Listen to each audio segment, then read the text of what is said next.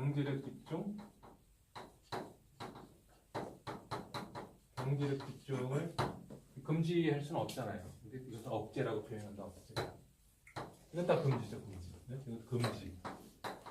이것도 금지. 이건 제한이라고 써 있긴 한데 결국 금지예요, 금지. 경제력 집중은 억제라고 되어 있는데 경제력 집중 현상을 어떻게 좀 막아보자. 근데 구체적인 내용 보면 금지하는 내용이 꽤 많아요. 금지하는. 기업 집단이라는 게 만들어진다. 기업 집단. 기업 집단. 이 기업 집단을 소유하고 있는 진정한 소유자, 지배자를 일컬어서 뭐라고 부릅니까? 이 사람을 동일인이라고 한다. 동일인. 우리가 법률에서 인 얘기할 때 인에는 자연인도 있지만 법인도 있잖아요. 그렇죠? 동일인도 똑같아요. 자연인 동일인이 있지만 법인인 동일인도 있어요. 동일인이 자연인일 때에는 기업 집단이 성립하려면 회사가 두 개가 있어야 되죠? 두 개 이상. 얘는 회사가 아니니까 기업 집단을 구성하려면 두 개 이상이 있어야지. 근데 얘가 만약에 동일인이면 회사가 한 개만 더 있으면 되죠? 왜? 얘 자체가 회사잖아. 한 개만 더 있으면 집단이 되잖아. 집단은 두 개 이상이 집단이죠? 이 기업 집단이 이제 이런 콩할 만한 회사들이 뭐 서로 합병해가지고 아니면 뭐 A라는 사람이 여기에 뭐 한 10개 뭐 갖고 있든 말든 신경 쓸 필요가 없어요. 그 시장에 영향을 크게 안 미치기 때문에. 그러면 어떤 경우에 시장에 영향을 미치냐? 그거를 과거에 2조 원 이상, 그 기업 집단 이거를 다 합쳐. 여기 굉장히 많겠죠? 이걸 다 합쳐가지고 2조 원 이상인 경우에, 2조 원 이상인 경우에 이걸 좀 규제하자. 이걸 대규모 기업 집단으로 하자. 그 전에는 어떻게 했냐면, 그 전에는 30대 기업 집단을 선정을 했어요. 국내에 30개의 기업 집단을 선정을 해가지고 걔네들만 규제를 했어. 그러다가 어느 순간에 2조 원, 자산총액 2조 원이 넘는 기업 집단은 개수에 상관없이 다 규제하자. 그랬다가 그것이 한 10년 전쯤인가 5조 원으로 올랐어요. 5조 원으로. 그래서 5조 원 이상인 기업 집단을 대규모 기업 집단으로 규제를 했던 거죠. 그런데 그냥 놔두니까 또 5조 원이 아니라 10조 원 넘는 기업 집단이 또 어마어마하게 또 많아지는 거예요. 점점 경제 규모가 커져가지고. 그래가지고 10조 원 이상인 경우를 따로 규제하자 해가지고 이제 출자 총액 제한 기업 집단 이렇게 해서 이제 규제를 했었는데, 그런 거 장사 잘해가지고 돈 많이 버는 회사를 왜 규제를 하냐고. 당장 그런 규제 다 없애버리라고 해서 출자 총액 제한 기업 집단을 싹 없애버렸죠. 그랬는데 그러다 보니까 그 기업 집단만 60개, 70개 되니까 이거 너무 많다. 아예 그냥 그 기준액을 좀 올리자 그래가지고 10조 원 이상으로 올렸어요. 그래서 상호 출자 제한 기업 집단, 대규모 기업 집단의 그 자산 총액 규모가 10조 원으로 그때 올라간 거죠. 그러니까 한 60, 70개 되던 기업 집단, 대규모 기업 집단이 절반이 뚝 떨어져 나간 거죠. 밑으로. 규제를 안 받는 걸 무슨 한 30개만 나간 거예요. 과거에 그런 식으로 해서 재벌들을 다 봐주기로 다 했던 거를 도로 다 돌려야 되는데, 한번 폐지했던 제도를 도로 살릴 수는 없잖아요. 그렇죠? 돌아갈 수는 없으니까 그냥 놔두고 10조 원 이상으로 그냥 상호 출자 제한 기업 집단 그대로 놔두고 다시 5조 원 이상 되는 기업 집단을 새로 하나 만들었어요. 그게 뭐죠? 그걸 이제 오늘 하는 내용이죠. 그게. 그래서 이제 대규모 기업 집단이 지금 뭐 별 얘기 안 한 것 같지만 연역까지 다 얘기한 거예요 지금. 대규모 기업 집단으로 규제를 하기 시작했던 것이 처음에 30대 기업 집단을 지정해가지고 규제를 했었는데, 이것을 자산총액 2조 원 이상, 2조 원 이상 대규모 기업 집단으로 바꿔서 규제를 하다가 어느 순간에 이거를 2조 원 이상 되는 데가 너무 많다 그래가지고 5조 원 이상으로 하자. 5조 원. 5조 원 이상 되는 대규모 기업 집단을 규제를 하는데, 이것을 그 규제의 내용이 상호 출자 제한 기업, 상호 출자를 못하게 한다라는 의미에서 그걸 명칭에다가 상호 출자 제한 기업 집단 이렇게 붙이고, 또 종류를 또 넣어놨어요. 종류를 분리할 필요가 없었는데, 상호 출자를 못하게 하니까 그럼 은행에서 내가 돈을 빌릴 테니까 네가 보증 좀 서. 이렇게 해가지고 은행에서 돈을 빌리는 방법이 있어요. 그걸 막기 위해서 채무보증을 금지한다 이거죠. 상호 출자의 금지의 금지 사실은 제한이라고 써 있지만 또 채무 보증도 제한이라고 써 있지만 금지의 금지. 채무 보증 제한 기업 집단 이것도 5조 원 이상이에요. 똑같은데 괜히 이름만 꼭 다른 것처럼 이렇게 해놨어요. 그 다음에 이제 너무 재벌들이 많아가지고 10조 원 넘는 재벌들도 많더라. 10조 원 넘는 재벌들은 특별히 좀 더 관리를 하자 그래가지고 만든 게 출자총액 제한 기업집단. 출자총액 제한 기업집단 이렇게 만든 거죠. 출자총액 제한. 얘네들은 5조 원 이상이었고 얘는 10조 원 이상입니다. 10조 원 이상. 기업집단 전체의 자산총액 합계액이 10조 원 이상인 경우에 진짜 대규모 중에 대규모 기업집단에 대해서만 규제하던 건데 돈 잘 버는 회사들을 더 잘 벌게 편의를 봐줘야지 왜 자꾸 이런 거 못하게 하냐. 없애버려!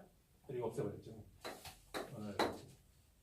이걸 다시 5조 원으로 내리고 이걸 살리는 구시대로 돌아갈 수는 없으니까 이거 10조 원으로 그대로 놔두고 5조 원짜리 하나 만들었어요. 5조 원 이상 되면 뭐를 해라라고 하는 기업 집단을 만들었어요. 그게 뭐죠? 공시대상 기업 집단. 공시대상 기업 집단 해가지고 각종 공시 의무, 여러 가지 경영 실적에 대한 공시 의무를 부과한 그런 기업 집단을 만들었는데 얘네들의 기준은 5조 원이다. 5조 원. 이렇게 5조 원, 10조 원으로 이렇게 돼 있으니까 과거의 저런 시스템하고 좀 비슷해졌죠. 이렇게 됐단 말이에요. 그래서 대규모 기업 집단을 이런 식으로 규제를 하고 있다. 그래서 대규모 기업 집단을 이렇게 상호출자 제한 기업 집단으로 10조 원 이상으로 해놓으면 그 10조 원 이상인 회사에 대해서 뭘 규제하는 거냐, 뭘 금지하는 거냐, 얘기했단 말이에요. 가장 금지하는 건 뭐예요? 상호출자를 금지하고 있죠. 상호출자. 채무 보증도 금지한다. 채무 보증. 그 다음에 이제 이 출자 총액은 금지하는 게 아니죠. 이거 출자 총액 제한 제도는 이거 금지하는 게 아니라 출자 총액을 40%만 40%를 줄여가지고 출자하게 허락을 한 거잖아요. 근데 이 순환 출자를 아예 금지를 하겠다는 거예요. 금지. 이게 경제 민주화의 입장에서는 이게 맞는 거거든요. 기법을 했는데 변칙적으로 지금까지 돼 있는 순환 출자는 그냥 놔두고 앞으로 하는 순환 출자는 금지하자 했어요. 그러니까 그대로 놔둔 거지. 그대로 놔뒀는데 어떤 경우에 문제가 돼요? 지금 기존에 순환 출자의 고리로 연결되어 있는 회사가 어떤 회사랑 합병을 해버리면 그 고리가 깨지는 거 아니에요. 그 부분이 신규 순환 출자가 되는 거야. 그래서 그게 금지돼 버리는 거예요. 그 부분이 금지되기 때문에 갖고 있던 돈 주식이 1,000만 주를 가지고 있다 그러면은 예를 들면 여기 순환 출자에 걸리는 그 주식이 있다면은 그 상당수의 주식을 빨리 팔아버려야 돼. 자, 그런데 이것과 관련해서 대규모 기업 집단 제도와 관련해서 하나 또 좀 기억을 해둬야 될 게 지주회사 제도가 있단 말이에요. 지주회사 제도.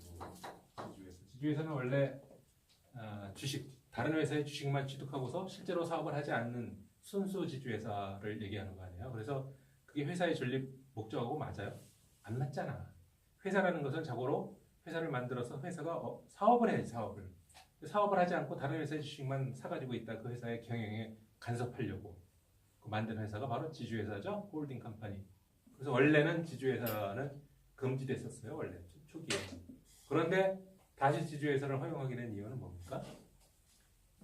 이 회사의 기업 집단 내의 이 회사의 어떤 경영 상황이나 실적 이런 것들 다 알려면은 동일인에 대해서뿐만이 아니라 모든 회사의 어떤 경영 실적이나 어떤 그런 것들을 다 조사해봐야 되잖아요. 굉장히 어려워. 공정거래위원회 입장에서는. 그런데 이걸 지주회사를 두어서 운영을 하게 하면 만약에 이 기업 집단이 어딘지 모르겠지만 기업 집단이 A 회사를 지주회사로 만들어 버리면 이 지주회사는 반드시 지주회사와 상대되는 개념이 뭐라고 했어요?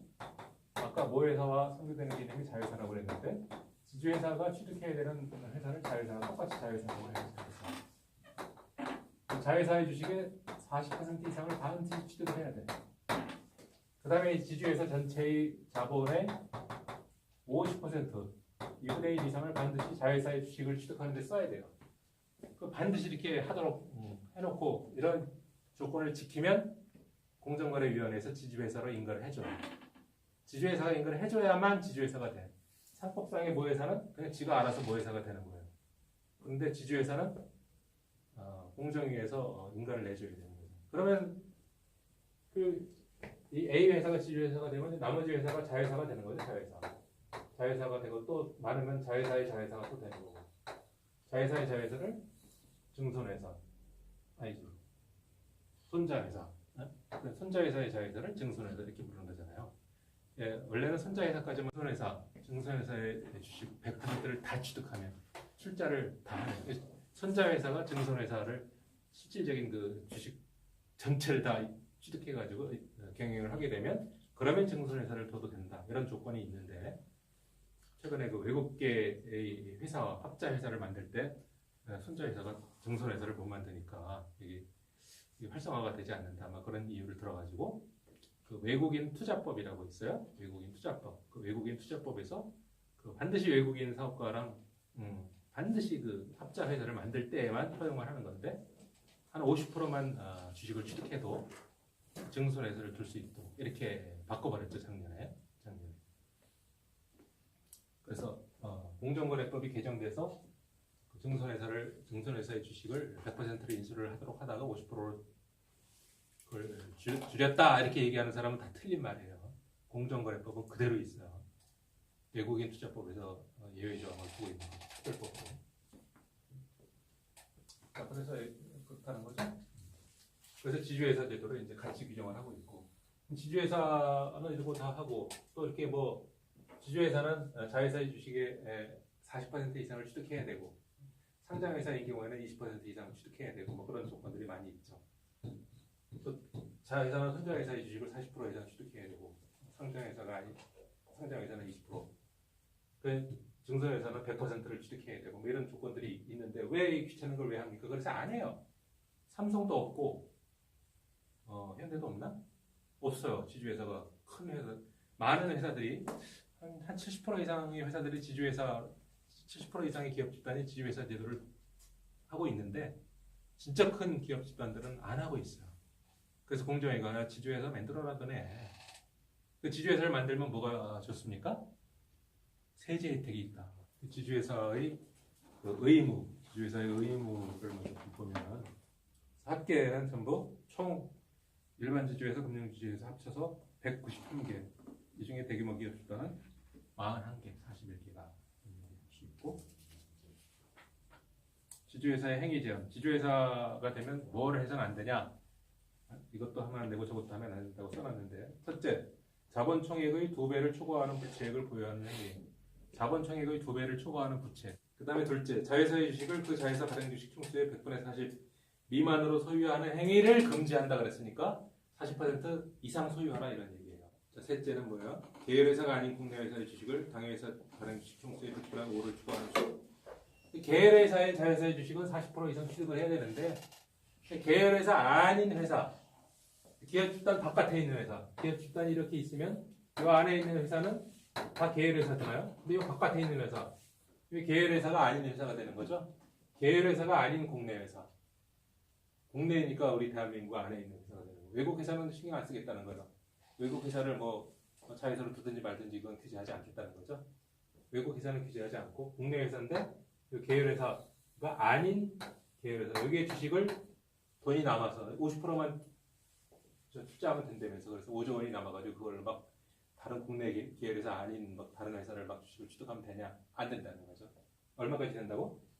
5%까지만 취득할 수 있다. 5%. 다른 회사의 주식 5%. 다른 데로 돈을 빼돌리지 못하게 그렇게 해놓는 거죠. 그 다음에 금융업 또는 보험업을 영위하는 자회사의 주식을 소유하는 지주회사인 경우 그 회사 이외의 국내 회사의 주식을 소유하는 행위 자체를 금지한다. 여기 지주회사의 제한이고 자회사의 행위 제한도 똑같아요. 거의 똑같아요. 자회사는 손자회사에 대해서 그런 거죠. 자, 지주회사는 자회사에 대한 행위 제한이 있고 자회사는 손자회사, 손자회사에 대한 제한이 있을 거 아니에요, 그렇죠? 요거는 자회사의 행위 제한은 뭐냐? 똑같다 이거. 40% 이상 주식을 취득해야 되고, 40% 이상 주식을 취득해야 되고, 자회사의 행위 제한이죠. 그 다음에 손자회사가 아닌 국내 계열회사의 주식을 소유하는 행위. 손자회사가 아닌 계열회사는 주식을 취득할 수 없다라는 거예요. 아까 그 지주회사 행위 제한 중에 계열 회사가 아닌 국내 회사의 주식을 5% 이상 취득하면 안 된다고 그랬는데 지금 여기서는 계열 회사인 주식을 소유하는 행위가 안 된다는 거예요. 손자 회사가 아닌 국내 계열 회사. 계열 회사가 많이 있지만 그 중에서 손자 회사와의 관계를 유지하고 있는 그 회사 이외의 그 회사 계열 회사라 하더라도 주식을 취득할 수 없다라는 얘기죠. 그 다음에 마찬가지로 금융업이나 보험업을 영위하는 회사를 손자회사로 부르는 경우. 그 다음에 이제 손자회사의 행위제한. 손자회사의 행위제한은 점점 줄어들어요. 국내 계열회사의 주식을 소유해서는 손자회사는 이제 이게 마지막이에요. 손자회사는 다른 회사의 주식을 취득할 수 없어요. 계열회사가 아닌 회사의 주식은 취득할 수가 있는 모양인데 계열회사의 주식은 취득할 수가 없어요. 그리고 손자회사는 증손회사를 둘 수 없다라는 얘기예요. 근데 예외로 손자회사는 증손회사를 둘 수 없다 이렇게 해놓고 예외로 그 증손회사의 주식을 100% 인수하면 그러면 둘 수 있다 이렇게 해놨어.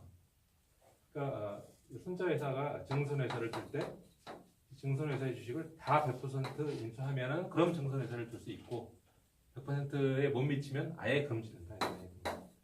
50% 인수한다, 40% 인수한다, 70% 인수한다 이런 거 안 된다는 거예요. 아예 100%를 다 인수를 해야 되는데 이걸 50%로 깎아준 법이 이름이 뭐라고요?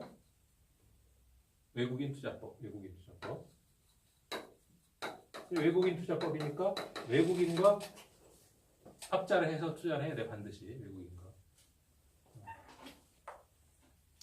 자, 이게 지주회사의 행위 제한이죠. 지주회사. 자, 그다음에 공시대상 기업 집단과 상호출자 제한 기업 집단을 간단히 살펴보고 마치도록 하겠습니다. 자, 공시대상 기업 집단은 그 자산총액 대차 대조표상의 자산총액의 합계액이 5조 원 이상인 기업 집단. 5조 원 이상. 우리나라의 2018년 공시대상 기업 집단은 모두 60개다. 60개. 과거에 상호출자 제한 기업 집단의 규모가 그 5조 원 이상인 회사를 대상으로 할 때 한 60개에서 70개 사이였어요. 그 다음에 출자 총액은 10조 원 이상이기 때문에 그 절반인 한 30개 정도였고, 그게 지금은 이제 상호출자 제한이 10조 원으로 올라갔으니까 그걸 그대로 이어받아서 한 30개에서 40개 사이가 상호출자 제한 기업 집단이고, 그다음 5조 원 이상은 계산하지 않았는데 갑자기 공시대상 기업 집단이 생겼잖아. 5조 원 이상. 과거에 상호출자 제한 기업 집단의 숫자 60개 정도 됐던 게 그대로 더 늘어나지 않고 그대로 지금 60개 정도가 있는 거예요. 그래서 60개고 또 계열회사의 수를 하나하나 다 세서 더해봤더니 수천 개가 되겠죠. 2083개래. 2083개. 이 중에서 기업 총수가 있는 집단이 52개, 기업 총수가 없는 집단이 8개. 기업 총수가 없는 집단이 8개가 된대. 기업 총수가 없는 집단이 있어요? 동일인 중에서 자연인인 동일인, 이걸 우리가 기업 총수라고 부르는 거니까.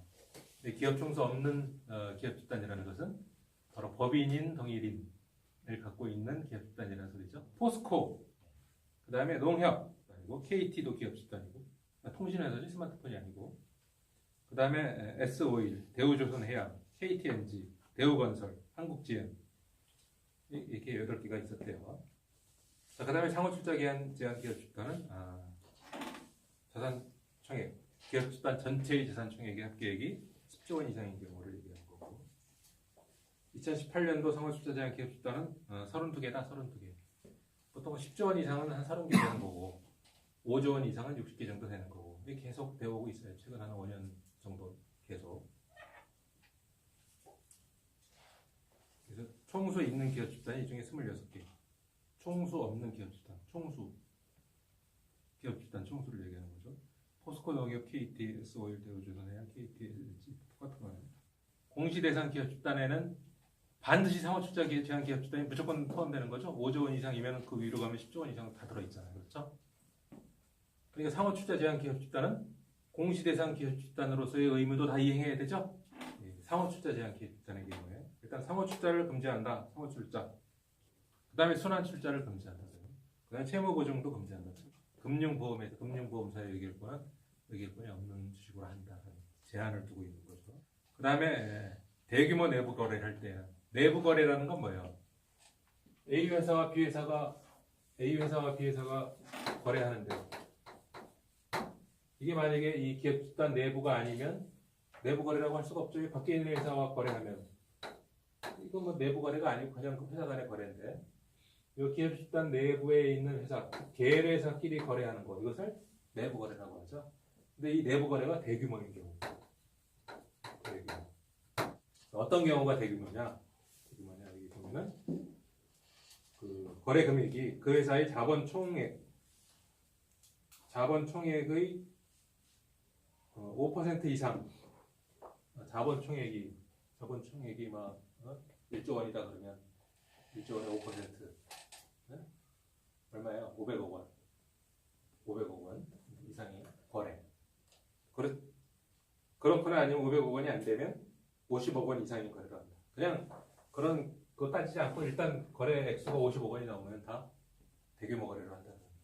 50억 원 이상의 거래할 때는 어떻게 하라고? 이사회에서 의결을 거치고 반드시 그 의결 내용을 공시하라. 이런 얘기죠. 이사회의 의결을 거쳐서 그 내용을 공시하라. 대규모 내부 거래의 이사회 의결 및 공시 의무가 규정이 되어 있고, 그 다음에 보통 상장 회사의 경우에 이런 의무가 있는데 비상장 회사는 베일에 가려 있잖아요. 어디 공개할 의무도 없고.